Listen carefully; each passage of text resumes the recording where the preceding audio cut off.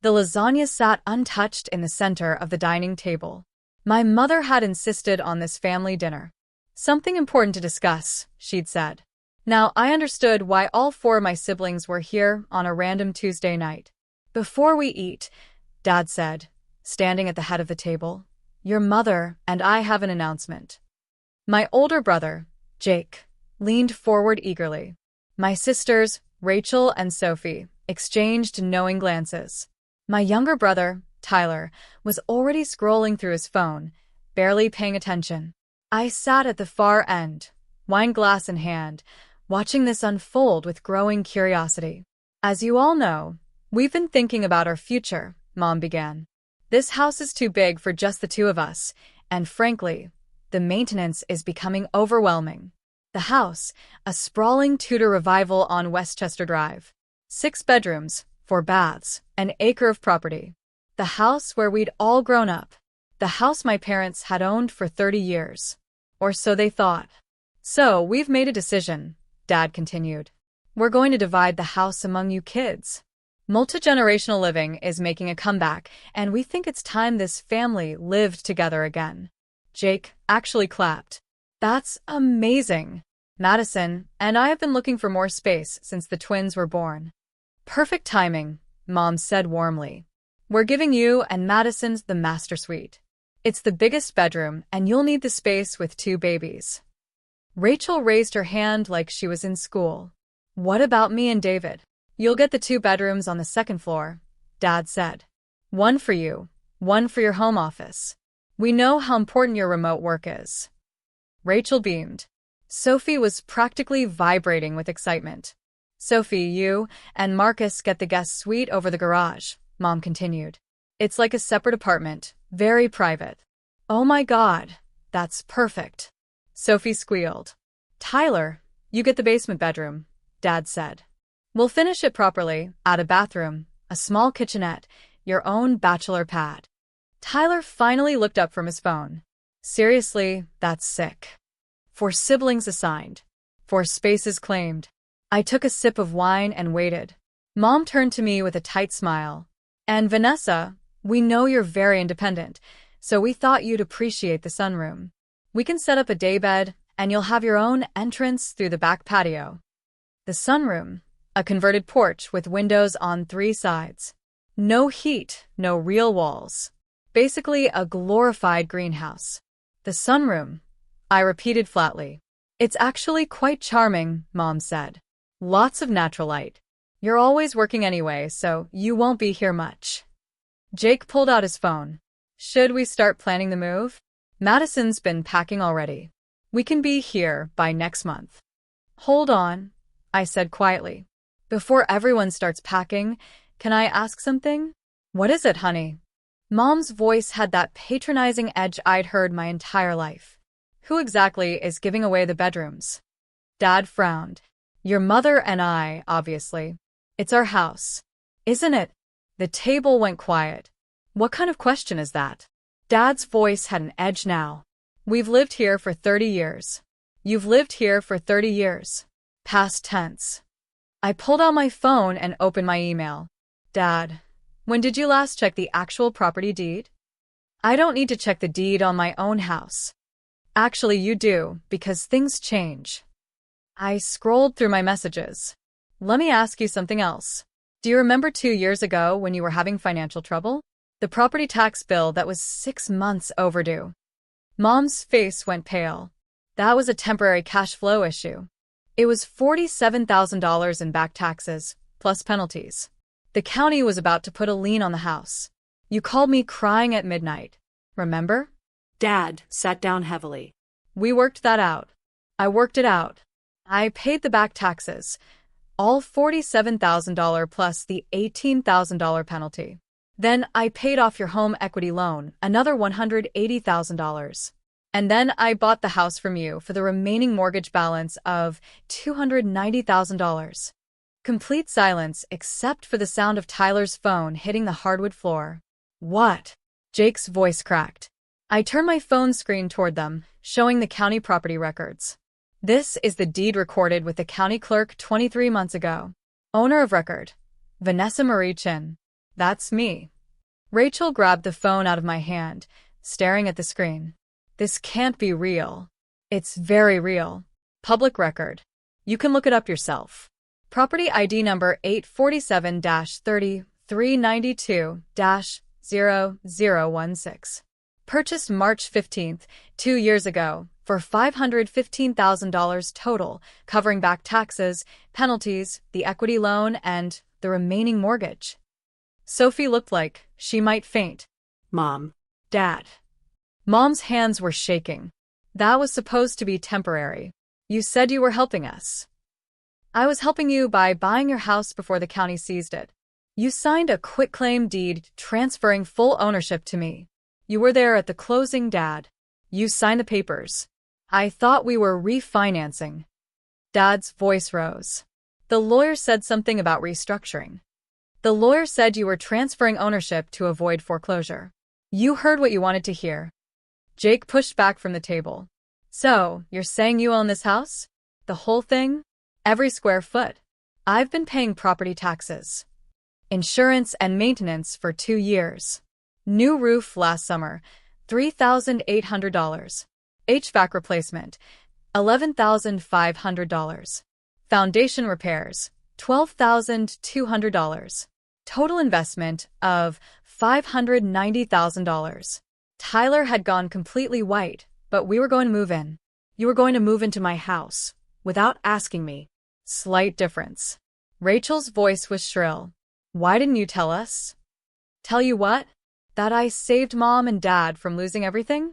That I've been subsidizing their lifestyle for 2 years? When would I have mentioned it? At Christmas, when you were all too busy to visit. At Easter, when only Tyler showed up. At Mom's birthday, when nobody called. The accusations hung in the air like smoke.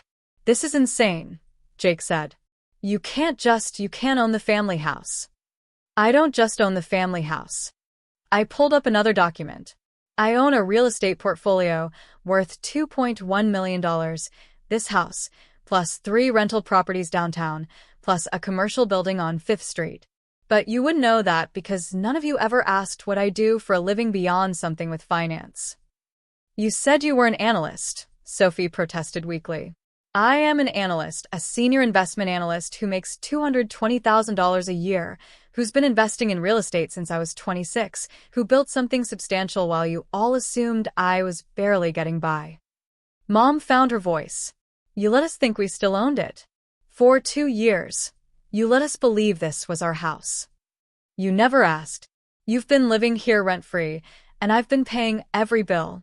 I was trying to let you keep your dignity, but apparently that courtesy made you think you could give away my bedrooms. Dad's face was red. We're your parents. How can you do this to us? Do what? Save you from foreclosure, pay your debts, maintain your property, or refuse to let you divide up my house like it's community property. Under the table, my phone buzzed, a text from my attorney, Marcus Webb. Documents ready. Should I proceed? I typed back, yes. Send everything. What happens now? Rachel asked, her voice small. Now you all go home to your actual homes. Not my house. You're kicking us out? Mom's voice broke. I'm not kicking you out. You can't be kicked out of somewhere you don't live. But Mom and Dad, I looked at them directly. We need to have a different conversation about rent, about expectations, about the fact that I've been your landlord for 2 years without any of you knowing it. Rent. Dad looked like I'd slapped him. Market rate for a house this size is $4,200 a month. I'll give you a family discount, $2, $5.50 first month, due in 30 days. We can't afford that. Mom cried. Then you need to downsize. There are nice 2-bedroom condos in Riverside for $1,800 a month, much more appropriate for 2 people. Jake stood up abruptly. This is extortion. This is reality. I own the house. I've been generous for 2 years. That ends now. We'll fight this, Rachel said. We'll get a lawyer. Go ahead. My attorney is Marcus Webb at Morrison and Associates. He'll be happy to show your lawyer the deed, the closing documents, and the payment records. All legal, all recorded, all mine. Sophie was crying now. How can you be so cruel. Cruel? You all showed up planning to move into my house, without consulting me. You divided up my bedrooms, assigned my parking spaces, claimed my closets, and I'm cruel for saying no. Tyler grabbed his keys. I'm out of here. Good idea. You should all leave. This is still my parents' home until we work out new arrangements, but it's not your future housing solution. One by one, my siblings left. Jake slammed the door. Rachel was on her phone calling her husband before she reached her car. Sophie left crying. Tyler peeled out of the driveway. Mom and Dad sat in stunned silence at the dining table. The lasagna had gone cold. The family dinner had imploded. I can't believe you did this, Mom finally said. At a family dinner, in front of everyone, you announced housing assignments in front of everyone. I just corrected the facts. Were your parents? Dad said weakly.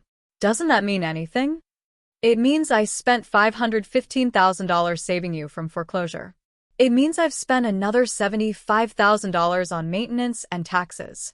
It means I've let you live here free for 2 years while I paid for everything. That's what it means.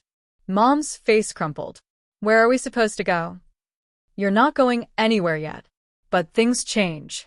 You can stay here, but you'll start contributing, or you can downsize to something you can actually afford. We built a life here, Dad said. 30 years of memories. Our children grew up here. I know. That's why I bought it instead of letting the county take it. But that doesn't make it yours anymore. It makes it mine. The truth settled over them like a heavy blanket. When do you need an answer? Dad asked quietly. Take a week, talk to a financial advisor, figure out what you can actually afford. Then we'll discuss terms. Mom stood up shakily. I need to lie down. She left the room without another word. Dad started clearing the table mechanically, his movements slow and defeated. For what it's worth, he said without looking at me, we really didn't know you owned it. I signed papers, but I don't know what I thought, that it was some kind of loan arrangement that we'd still own it somehow. You signed a quitclaim deed. Dad, it's pretty clear. I wasn't thinking clearly. We were about to lose everything. I just signed whatever the lawyer put in front of me. And then you never looked at it again. Never checked the records. Never asked questions. You just let me handle everything and forgot about it. He finally looked at me, and I saw how old he'd become. You were always so independent. So capable. We thought you didn't need us. I didn't need you, but I saved you anyway. And you thanked me by trying to give away my house. That was your mother's idea, Dad said softly. She thought if we could get everyone living here together, we'd be a family again. Like when you were all kids. We're not kids anymore, I said. You can't force a family bond that doesn't exist. Dad put down the plates. What you said about the investment portfolio, is that true? Every word. I've been building it for 6 years. Started small, reinvested, grew it. This house is my biggest asset, but not the only one. We had no idea. You never asked. You all thought I was the struggling single daughter with a boring finance job. It was easier than seeing the truth. He looked down. I'm sorry for not seeing you, for not asking, for taking you for granted. It was the first real apology I'd ever heard from them. I know, I said. But sorry doesn't change the facts. I own this house. Start treating it like that's real. Within an hour, my phone exploded. Jake, this is Rachel. How could you humiliate us? Sophie, Mom's crying. Are you happy? Tyler, guess the sunroom wasn't good enough for you. I blocked Jake and Rachel. Left Sophie's message unread. Replied to Tyler. The sunroom wasn't even a bedroom. Think about that. Marcus called later. I sent your parents the ownership papers. Certified mail. They'll get them tomorrow. Good. I also drafted lease papers, month to month, $2,500 rent, 60 days notice, utilities included. Perfect. Your siblings are going to lose it. They already have. Jake's threatening to sue. Rachel called me a sociopath. Sophie says I'm ruining the family. Are you? No, I said. I'm just done being invisible. Marcus chuckled. You handled that dinner better than I would have. I wanted to see how far they'd go. Turns out pretty far. That night, I drove to my real home, a loft downtown, 2,000 square feet, city view. The place none of my family had ever visited. They never asked. 3 days later, Dad called. We got the documents, and we've been looking at finances. Your mom doesn't want to leave, but we can't afford $2,500 a month. Then you'll need to adjust your budget. That's how it works. He sighed. There's a retirement place in Pleasantville. 2 bedrooms, $1,600 a month. Your mom cried, but it's nice. Maybe it's time. When are you moving? In 60 days, if that's okay. That's fine. What about the house? I'll sell it or rent it out. It's too big for just 2 people. He paused. Your mom wants one last dinner. Just us 3. She wants to apologize for real this time. I'll think about it. That's more than we deserve. He was right, but I went anyway. 3 weeks later, I sat in the same dining room.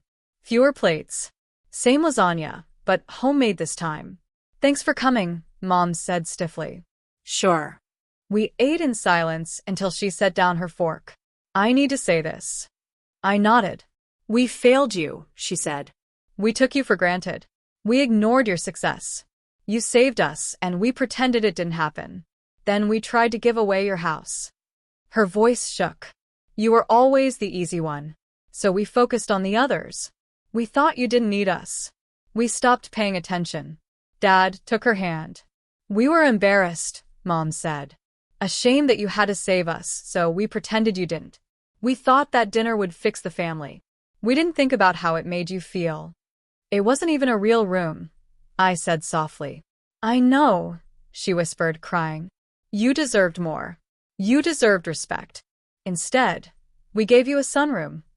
You could have just asked, I said. Before dividing up my house. I would have said no, but at least you would have asked. Dad nodded. We should have asked about everything. We stopped seeing who you were. It wasn't perfect, but it was real. I'm not giving you the house back. We don't expect you to, I said. Mom said, we just want you to know we understand now what we did and what we lost. What did you lose? I asked. She looked at me. You're not coming to Christmas, are you? No, I said. Not while they're still angry about losing something that was never theirs. We understand, Dad said. If you ever want to visit, we'll be in Pleasantville, Unit 247. It wasn't forgiveness, but it was a start. 6 weeks later, I stood in the empty house. My parents had moved out. The rooms echoed with memories. 3 offers already, each above asking. My phone buzzed. Sophie, I'm sorry. I understand now. Can we talk? Maybe I texted back. Give me time. Another buzz from the investor. Final offer. $780,000 cash. 30-day close. I looked around the quiet house one last time. The kitchen, the old bedroom, the sunroom glowing with light. Then I glanced at my portfolio app, my other properties, my savings, my life. Till I texted back.